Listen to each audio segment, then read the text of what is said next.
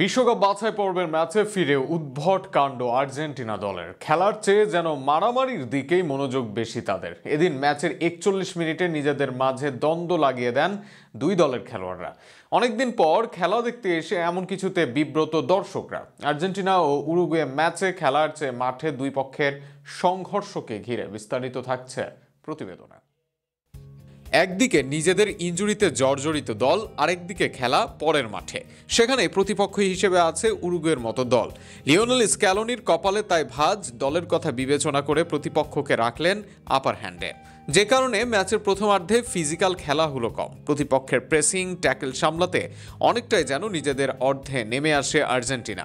মাঝে মাঝে সিমিওনে আলমাদারা ঝলক দেখালেও সেটাও দীর্ঘস্থায়ী হয়নি, যে কারণে অনেকটা বিরক্তিবোধ কাজ করছিল ভক্ত সমর্থকদের মাঝে। আর তখনই ম্যাচে এলো রসদ। না, দারুণ কোনো গোল নয়, এমনকি দারুণ কোনো আক্রমণও নয় মাঠের ফুটবলের কোনো কারুকার্য। এদিন ম্যাচের ৪১ মিনিটে রসদ দিল দুই প্রতিপক্ষের দ্বন্দ্ব, যে দ্বন্দ্ব যেন তুলে ধরে ম্যাচের প্রথমার্ধকে।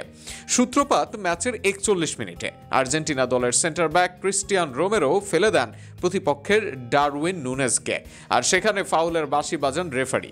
তবে রেফারির বাঁশির পরও সামনে আসা বলে হেড দেন রাইট ব্যাক মলিনা, আর এ নিয়ে তৈরি হয় দুই পক্ষের দ্বন্দ্ব, যে দ্বন্দ্বে জড়িয়ে পড়ে দুই পক্ষের একাধিক খেলোয়াড়।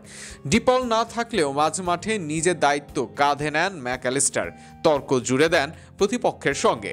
তার সঙ্গে যোগ দেন আরেক ব্যাট বয় অভিজ্ঞ ওটামেন্ডি। অবশ্য উরুগুয়েও চুপ করে বসে থাকেনি। স্বাগতিকদের হয়ে গিমেনেজ ওটামেন্ডির সঙ্গে করেন উত্তপ্ত বাক্য বিনিময়। তার সঙ্গে যোগ দেন বেন্টাচার। যদিও বেশিক্ষণ স্থায়ী হয়নি এই কাণ্ড, কেননা এরপর দুই পক্ষের হয়েই একাধিক খেলোয়াড় ঘটনার সমাধানে এগিয়ে আসে। উরুগুয়ের হয়ে অভিজ্ঞ আরাউহো ডি আরাইসকেইটাররা এগিয়ে এসে থামান নিজ দলের খেলোয়াড়দের।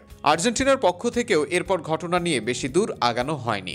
তবে প্রথমার্ধে বলার মতো মুহূর্ত ওই একটাই। প্রথমার্ধের সেরা হোক বা কলঙ্কিত, সেই মুহূর্তটাও একটা। কেননা অনেকদিন পর আন্তর্জাতিক ফুটবলে ফেরা দুই দলের থেকে আরও দারুণ ফুটবল প্রত্যাশা করেছিল দর্শকরা। সেখানে মাঝে মাঝে আক্রমণ পাল্টা আক্রমণ হলেও খেলা ছিল অনেকটা নিষ্প্রভ, অনেকটা যেন দর্শকদের কোনো এক উপায়ে স্বস্তি দিতেই এমন পন্থা অবলম্বন খেলোয়াড়দের।